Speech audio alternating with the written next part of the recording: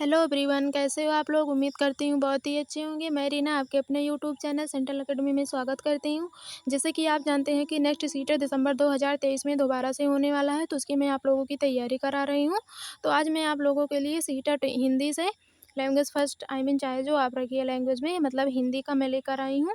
Language से हिंदी का मैं गद्यांश वाला पैसेज वाला पार्ट लेकर आई हूँ, जो कि आपको पता होगा। अगर नहीं पता है तो आप जान लीजिए कि जो हिंदी वाला होता है या संस्कृत वाला लैंग्वेज में जो भी, चाहे दोनों, चाहे इंग्लिश लेंगे, चाहे संस्कृत लें, चाहे हिंदी लें, कुछ भी लें, उर्दू पंजाबी जो भी लें, उसमें जो है दो पैसेज आते हैं। एक काव्यांश से आएगा, एक गद्यांश से आएगा। जो गद्यांश वाला पार्ट होता है उसमें से कभी कभी 9 क्वेश्चन पूछा जाता है, कभी कभी 10 क्वेश्चन पूछ लिया जाता है। जो काव्यांश वाला पार्ट होता है उसमें क्या कहते हैं 5 से 6 क्वेश्चन पूछे जाते हैं। ठीक है, तो कुल टोटल मिला करके 15 क्वेश्चन पूछे जाते हैं। किससे? पैसेज से।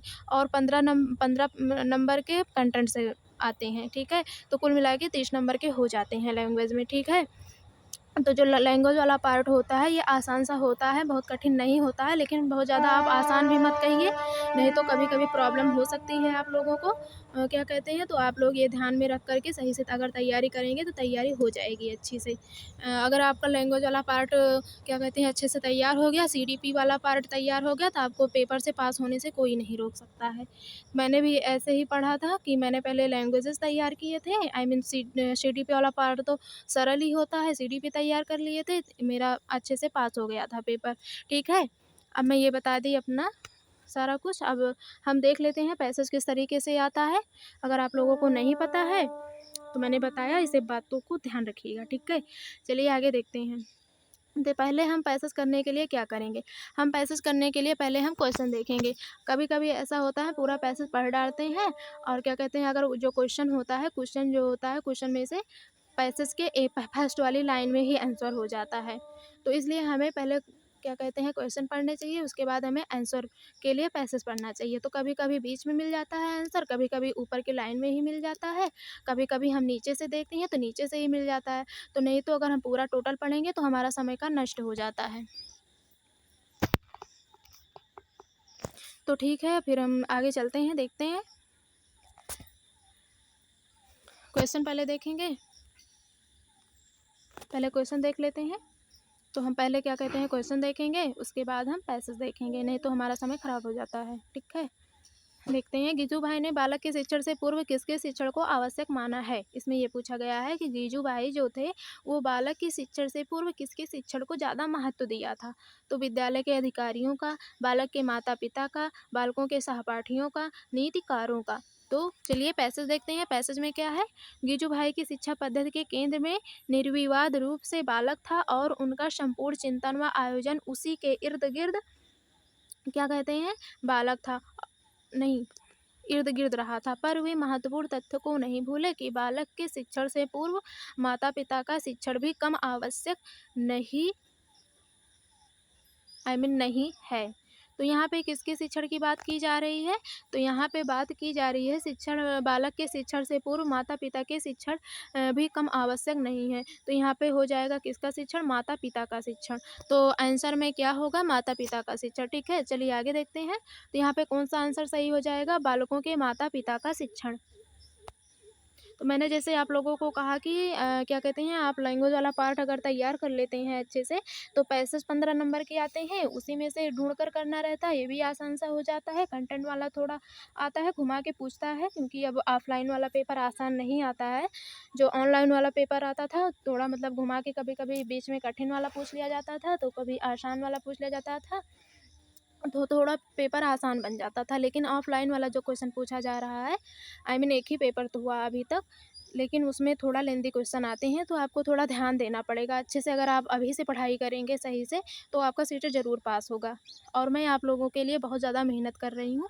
आप लोगों के लिए मैं रात भर जाग करके क्या कहते हैं क्वेश्चन इकट्ठे करती हूँ, उसके बाद मैं आप लोगों के लिए लेकर आती हूँ। तो आप लोग प्लीज़ चैनल सब्सक्राइब कर लीजिएगा ना, लाइक कर लीजिएगा, ताकि मुझे भी मोटिवेशन मिल जाए, मुझे भी अच्छा लगे। ठीक है, चलिए देखते हैं आगे। अभी वाला देखते हैं। गिजू भाई के अनुसार माता पिता को किसकी जानकारी होनी जरूरी है, पाठशाला की शिक्षण नीति की, पाठशाला का वित्त प्रबंधन का, पाठशाला का स्थापना दिवस का, एंड पाठशाला की प्रबंधन समिति का। तो चलिए गद्यांश देखते हैं, उसी में से हमें क्या कहते हैं आंसर मिलेगा। तो चलिए देख लेते हैं। नीति, कौन सी नीति आवश्यक है? क्या था क्वेश्चन? माता पिता को किसकी जानकारी होनी जरूरी है? किसकी जानकारी होनी जरूरी है? तो यहाँ तक तो हम पढ़ लिए थे। माता पिता को भी उसकी जानकारी होनी जरूरी है। किसकी? शालाएं जिसकी, ये मैं डिलीट कर देती हूँ। क्या कहते हैं, माता पिता को भी उसकी जानकारी होनी जरूरी है। तो इसके ऊपर हमें पढ़ना पड़ेगा। किसकी जानकारी होनी जरूरी है? शालाएं जिस नीति को लेकर शिक्षण प्रक्रिया का आयोजन करती है। शालाएं, जो शालाएं हैं शिक्षण नीति, जो ये शालाएं हैं शिक्षण नीति को लेकर शिक्षण प्रक्रिया का आयोजन करती हैं, क्या कहते हैं, उनके साथ करती हैं। माता पिता को भी उसकी जानकारी होनी जरूरी है। नीति को और शालाएं, शालाएं नीति और शिक्षण प्रक्रिया का आयोजन जो करती हैं, माता पिता को उनकी भी जानकारी होनी जरूरी है। नीति की जानकारी होनी जरूरी है। शालाएं और नीति की जानकारी होनी जरूरी है। किनको? माता पिता को। तो चलिए देखते हैं आंसर में क्या है। माता पिता को किसकी जानकारी होनी जरूरी है? तो पाठशाला की शिक्षण नीति की। शालाएं, शालाएं का मतलब आप ही जान ही रहे होंगे, पाठशाला होता है। पाठशाला और शिक्षण नीति की, ठीक है। यहाँ पे ना ही पाठशाला की प्रबंधन समिति का कोई वो दिया गया है, और ना ही पाठशाला का स्थापना दिवस दिया गया है, ना ही पाठशाला का वित्त प्रबंधन दिया गया है, और ना ही पाठशाला की ये तो सही होगा, पाठशाला की शिक्षण नीति। तो यही वाला सही है। कौन सा? फर्स्ट नंबर सही है। तो लगा देते हैं फर्स्ट नंबर। तो यही वाला सही है। आप लोग ध्यान दीजिएगा। अगर आप लोग अभी से तैयारी करेंगे तो आप लोगों का सीटेट जरूर पास होगा। आप लोग ये मन में मन रखिएगा कि सीटेट के पेपर बहुत ही आसान है। बहुत ही आसान भी नहीं कहा जा सकता है, क्योंकि अब कंपटीशन बढ़ गया है सीटेट का। अगर आप लोग अभी से अच्छे से तैयारी करेंगे तो आप लोग अच्छे से आराम से निकाल लेंगे सीटेट। चलिए आगे देखते हैं। कौन सा क्वेश्चन है? प्रस्तुत गद्यांश के अनुसार बालक शिक्षण का महत्वपूर्ण पक्ष कौन सा है? मतलब जो गद्यांश है उसके अनुसार बाल शिक्षण का महत्वपूर्ण पक्ष कौन सा है? जो बालक शिक्षण है उसमें सबसे महत्वपूर्ण पक्ष गीजू भाई ने कौन सा माना है? किसके ऊपर ये गद्यांश है? गीजू भाई। गीजू भाई, तो गीजू भाई ने बाल शिक्षण का के पक्ष में किसका महत्वपूर्ण दिया है? किसको महत्वपूर्ण माना है? तो चलिए देख लेते हैं पैसेज में किसको महत्व माना है। तो यहाँ पे बालक, यहाँ तक हो गया था। शालाओं ने बाल विकास और बाल शिक्षण के नियमित रेखांकित की है। उनके बाल शिक्षण के महत्वपूर्ण पक्ष है। उनके बाल कौन?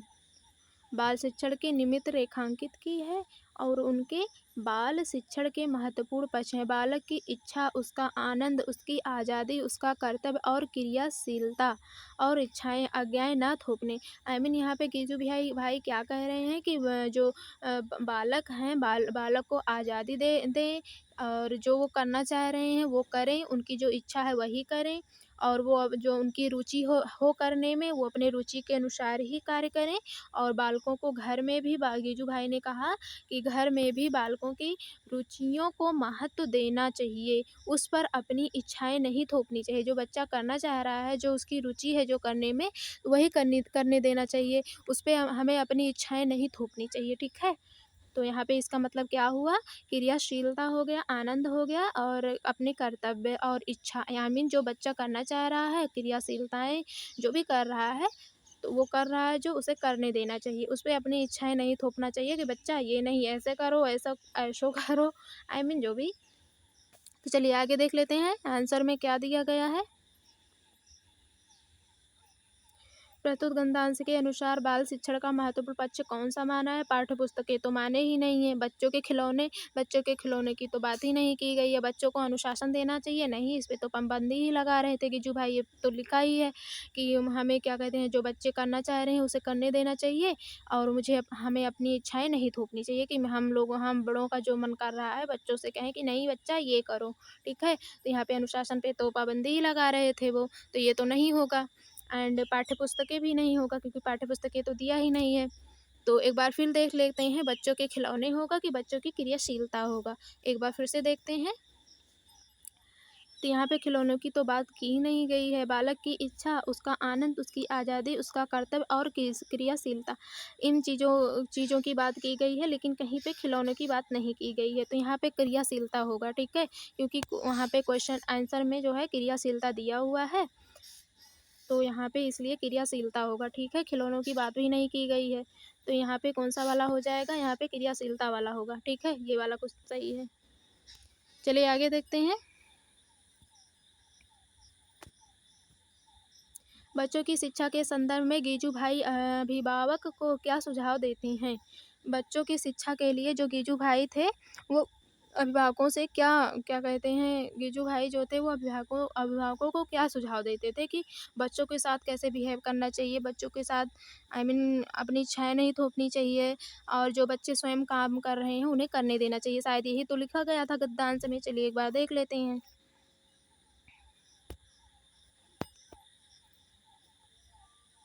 देख लेते हैं गीजू भाई क्या कह रहे थे।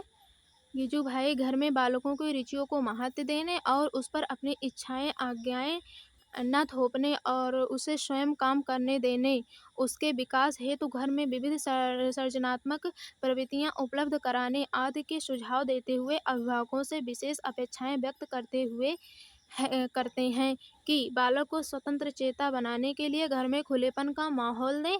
बालक को स्वतंत्रता देने के पक्षधर गीजू भाई माता पिता को स्वतंत्रता और निरंकुशता का सूक्ष्म अंतर भी समझाते हैं। जो बच्चों के माता पिता हैं उनसे गीजू भाई ने ये बात कर रहे हैं कि बच्चे जो करना चाह रहे हैं उन्हें करने दीजिए, एंड जो स्वयं कर रहे हैं उन्हें स्वयं करने दीजिए। तो यहाँ पे क्या हो जाएगा, आज्ञाएं न थोपे, उसे स्वयं काम करने देने चाहिए, ठीक है। तो यहाँ पे ये वाला पार्ट होगा, ठीक है, उसे स्वयं काम करने देने चाहिए, ठीक है। तो चलिए आंसर देख लेते हैं। आंसर में क्या हुआ, क्या दिया गया है। आंसर में है बच्चों पर पूरी तरह से हावी रहना चाहिए। नहीं, हावी नहीं रहना चाहिए, इसके लिए तो वो आदेश ही नहीं दिए हुए हैं। कौन, गीजू भाई। बच्चों को आदेश देते रहना चाहिए, नहीं अपनी इच्छाएं नहीं थोपनी चाहिए, ये भी मना किए थे वो गीजू भाई। बच्चों की क्षमता पर विश्वास नहीं करनी चाहिए, नहीं। बच्चों को साहस दिलाना चाहिए, नहीं बच्चे तुम कर सकते हो, उन्हें विश्वास दिलाना चाहिए, उन्हें बहादुर कहना चाहिए, ब्रेव कहना चाहिए कि हाँ बच्चे तुम कर सकते हो, ठीक है। वहाँ पे ये नहीं करना चाहिए कि नहीं, ये विश्वास नहीं दिलाना चाहिए ना बच्चे तुम कर नहीं सकते हो ये चीज़ें, ठीक है। तो बच्चों को स्वयं काम करने देना चाहिए। तो हाँ, ये बात सही है, यही गिज्जू भाई ने कहा था कि बच्चों को स्वयं काम करने देने चाहिए। तो यहाँ पे कौन सा वाला आंसर सही हो जाएगा, यहाँ पे डी नंबर सही हो जाएगा, ठीक है। तो हम लगा देते हैं डी नंबर। चलिए आगे देख लेते हैं। गद्यांश की विषय वस्तु के आधार पर कहा जा सकता है कि गीजू भाई मनोचिकित्सक थे, प्रशासनिक अधिकारी थे, शिक्षाविद थे, प्रधानाध्यापक थे। तो जो गीजू भाई थे वो क्या थे, शिक्षाविद थे कि प्रधानाध्यापक थे, मनोचिकित्सक थे, प्रशासनिक अधिकारी थे। तो चलिए देख लेते हैं कि क्या थे।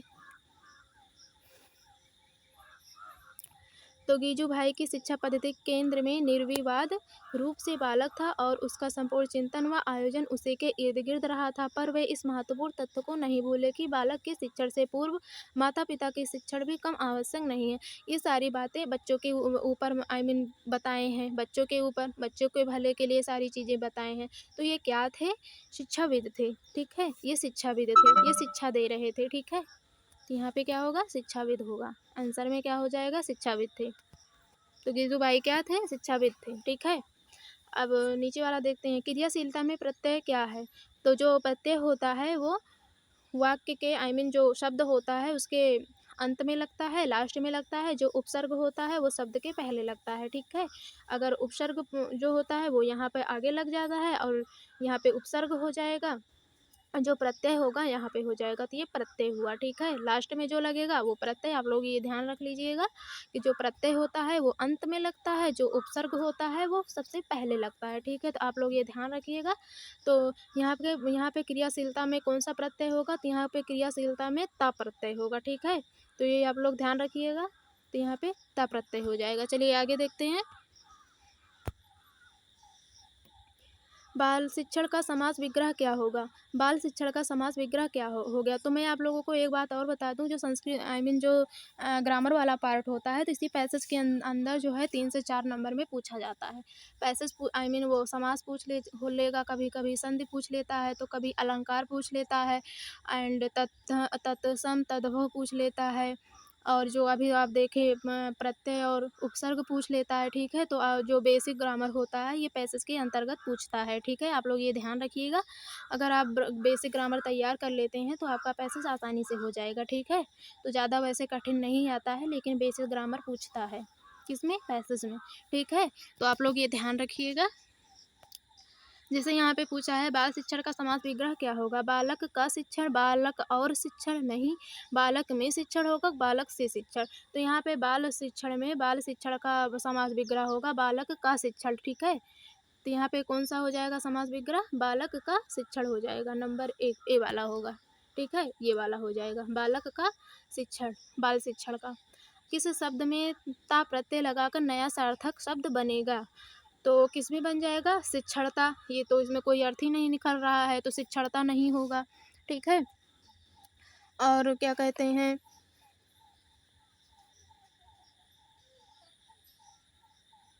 आनंद, अगर आनंद में ता प्रत्यय लगा देंगे तो यहाँ पे हो जाएगा आनंदता, या ये भी सब कोई सार्थक वर्ड नहीं निकल रहा है। अगर विकास में ता लगा देंगे तो विकासता हो जाएगा।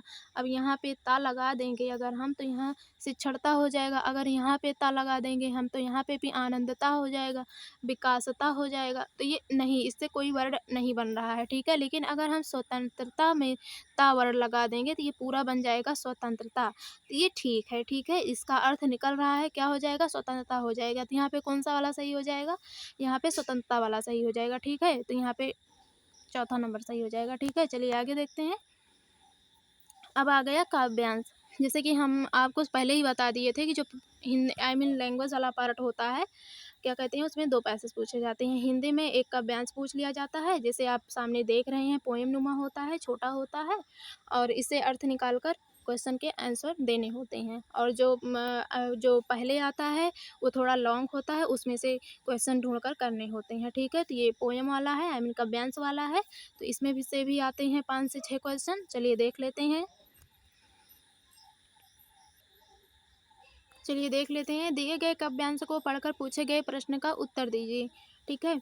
तो यहाँ पे कहा गया है कि जो काव्यांश नीचे दिया गया है उसमें से मतलब उसको पढ़ करके उसमें से प्रश्नों के उत्तर दीजिए, ठीक है। तो यहाँ पे क्या है, वंदनी जननी, मतलब वंदनी जननी किसे कहा गया है, मातृभूमि, मातृभूमि को माता कहा गया है यहाँ पे, ठीक है। आगे देखते हैं। तुझे हम मुक्त कर देंगे, श्रृंखलाएं ताप से उड़की गलेंगी, भित्तियां या लौ की रज में कण में मिलेंगी, मिट्टी में मिलेंगी, ठीक है। रक्त में अपने खिलाकर लाल बादल, तिमिर को अब हम उषा आरक्त कर देंगे, तुझे हम मुक्त कर देंगे, ठीक है। चलिए क्वेश्चन देख लेते हैं किस तरीके से क्वेश्चन पूछा गया है। तो चलिए देखते हैं। कविता में मातृभूमि के लिए कौन सा शब्द आया है। तो कविता में मातृभूमि के लिए कौन सा शब्द आया है, तो आप देख लीजिए। कविता में मातृभूमि के लिए वंदनी जननी, मतलब जननी कहा गया है, माता कहा गया है मातृभूमि को, ठीक है। तो यहाँ पे कौन सा शब्द आया है, जननी शब्द आया है। तो यहाँ पे ये वाला सही हो जाएगा, कौन सा, ये वाला सी नंबर सही हो जाएगा। तो यहाँ पे मातृभूमि के लिए कौन सा शब्द आया है, जननी शब्द आया है, ठीक है। आगे देखते हैं। कविता का मुख्य स्वर क्या है। तो कविता का मुख्य स्वर क्या है। तो कविता विचित्रता और संबंधता में परिवर्तित करना, बी नंबर, परतंत्र भारत को स्वतंत्र करना, नंबर सी, आसमान को लालिमा से भर देना, नंबर डी, कठोर परिश्रम से लोहे को गलाना। तो यहाँ पे क्या हो जाएगा, देखते हैं। कविता का मुख्य स्वर क्या है, कविता का मुख्य स्वर क्या है, यहाँ पे है हम मुक्त कर देंगे, हम स्वतंत्र कर देंगे, हम मुक्त कर दें, कर देने का मतलब है स्वतंत्र कर देंगे। श्रृंखलाएं ताप से उड़ की गलेंगी, भित्तियां यहाँ लौ की रज में मिलेंगी, एंड रक्त से हम अपने खिलाकर लाल बादल, तिमिर को अब हम उषा आरक्त कर देंगे, तुझे हम मुक्त कर देंगे। तो इसका मुख्य स्वर क्या है, हम तुझे मुक्त कर देंगे। ये देखिए यहाँ पे भी है मुख्य स्वर, हम तुझे मुक्त कर देंगे, मतलब कि हम तुम्हें आज़ाद कर देंगे, हम तुझे स्वतंत्र कर देंगे, ठीक है। यहाँ पे भी है। तो हम आंसर में देख लेते हैं कि यहाँ पे क्या है, परतंत्र भारत को स्वतंत्र, ठीक है। कविता का मुख्य स्वर यहाँ पे क्या है, परतंत्र भारत को स्वतंत्र, मतलब हम मुक्त कर देंगे, स्वतंत्र कर देंगे। तो यहाँ पे क्या हो जाएगा, बी नंबर हो जाएगा आंसर, ठीक है।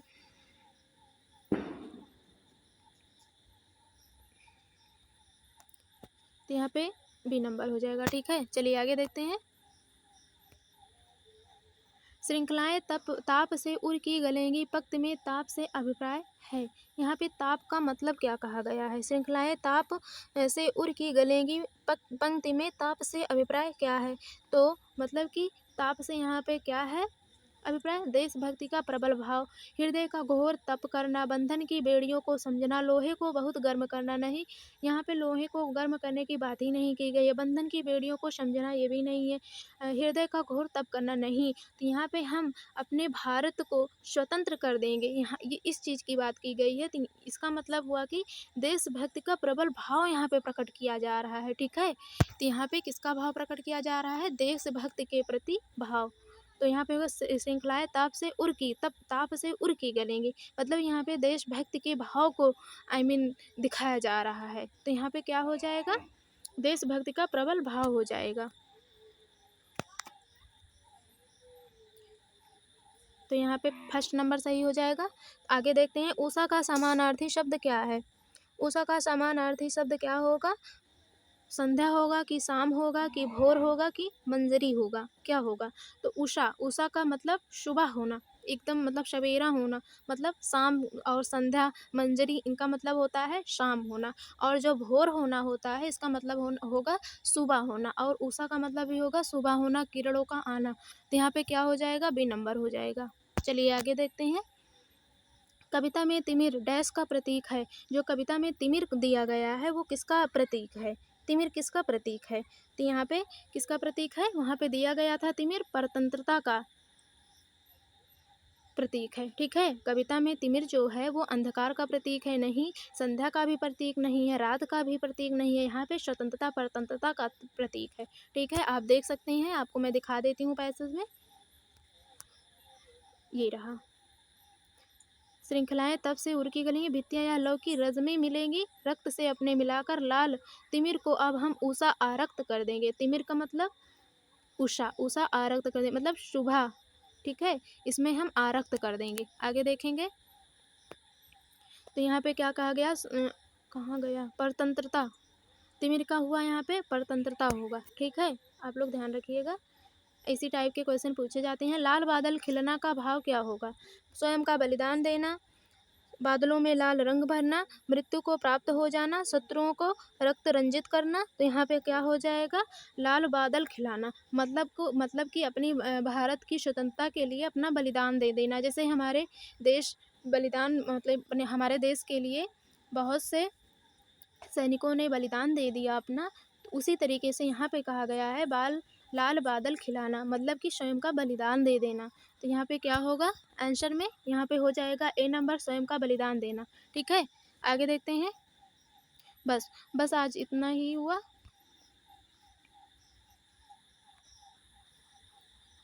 तो आज के लिए बस इतना ही, मिलते हैं नेक्स्ट क्लास में नेक्स्ट टॉपिक के साथ। ठीक है, थैंक यू। चैनल सब्सक्राइब कर लीजिएगा, अगर पसंद आया हो तो लाइक कर दीजिएगा। धन्यवाद। ठीक है, मिलते हैं नेक्स्ट क्लास में।